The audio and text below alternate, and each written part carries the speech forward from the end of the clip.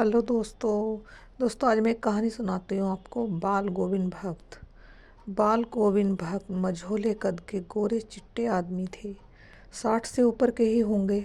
बाल पक गए थे। लंबी दाढ़ी या जटाजूट तो नहीं रखते थे, किंतु हमेशा उनका चेहरा सफ़ेद बालों से ही जगमग किए रहता था। कपड़े बिल्कुल कम पहनते थे, कमर में एक लंगोटी मात्र और सिर में कबीरपंथियों की सी कनपटी टोपी।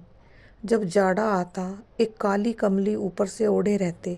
मस्तक पर हमेशा चमकता हुआ रामानंदी चंदन, जो नाक के एक छोर से ही औरतों के टीके की तरह शुरू होता था।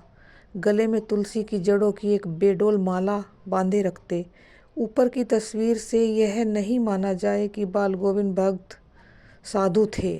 नहीं, बिल्कुल गृहस्थ। उनकी गृहिणी की तो मुझे याद नहीं, लेकिन उनके बेटे और पतेहू को मैंने देखा था। थोड़ी खेती बाड़ी भी थी, एक अच्छा साफ सुथरा मकान भी था, किंतु खेती बाड़ी करते, परिवार रखते भी बाल गोविंद भक्त साधु थे। साधु की सब परिभाषाओं में खरे उतरने वाले। कबीर को साहब मानते थे, उन्हीं के गीतों को गाते, उन्हीं के आदेशों पर चलते, कभी झूठ नहीं बोलते, खरा व्यवहार रखते, किसी से भी दो टूक बात करने में संकोच नहीं करते, न किसी से खामखा झगड़ा मोल लेते, किसी की चीज़ नहीं छूते, न बिना पूछे व्यवहार में लाते। इस नियम को कभी कभी इतनी बारीकी तक ले जाते कि लोगों को कुतूहल होता। कभी वह दूसरे के खेत में शौच के लिए भी नहीं बैठते। वह ग्रस्त थे, लेकिन उनकी सब चीज़ साहब की थी। जो कुछ खेत में पैदा होता, सिर पर लाद कर उसे सबसे पहले साहब के दरबार में ले जाते, जो उनके घर से 4 कोस दूर था। एक कबीरपंथी मठ से मतलब वह दरबार में भेंट रूप रख लिया जाकर प्रसाद रूप में जो उन्हें बचा हुआ मिलता उसे घर ले आते, उसी से गुजर चलाते।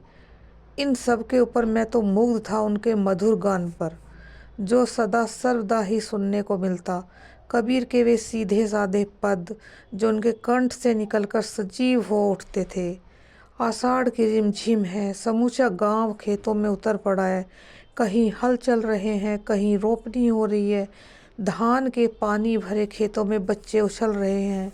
औरतें कलेवा लेकर मेड़ पर बैठी हैं। आसमान बादल से घिरा हुआ है, धूप का नाम नहीं, ठंडी पुरवाई चल रही है।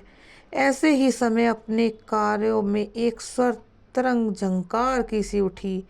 यह क्या है, यह कौन है, यह पूछना न पड़ेगा।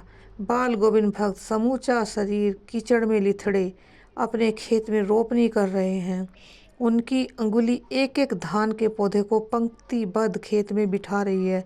उनका कंठ एक एक शब्द को संगीत के जीने पर चढ़ाकर कुछ को ऊपर स्वर्ग की ओर भेज रहा है और कुछ को इस पृथ्वी की मिट्टी पर खड़े लोगों के कानों की ओर।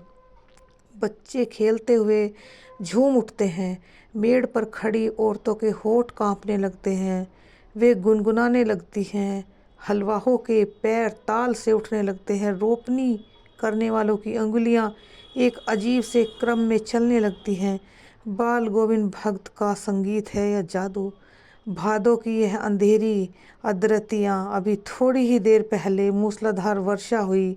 बादलों की गरज, बिजली की तड़फ में आपने कुछ सुना हो, किंतु अब झिल्ली की झंकार या दादुओं की टरटर बाल गोविंद भक्त के संगीत को अपने कोलाहल में डुबो नहीं सकती।